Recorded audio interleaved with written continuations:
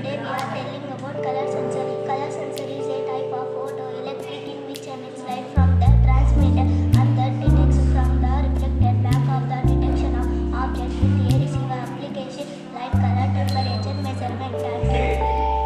My name is Jeep Rahal and I am studying in 6th class section. I am telling about smoke sensor. A smoke sensor is a device fitted to smoke alarms.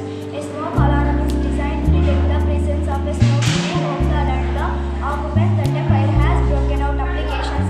They are used in gas leakage equipment in family and industry. It is suitable for detecting of LPG, town gas, natural gas.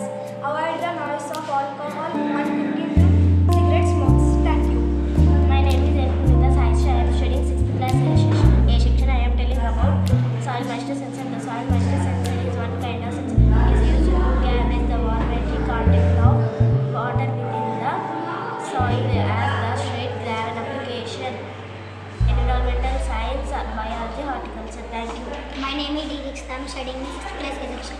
Today we are telling about heartbeat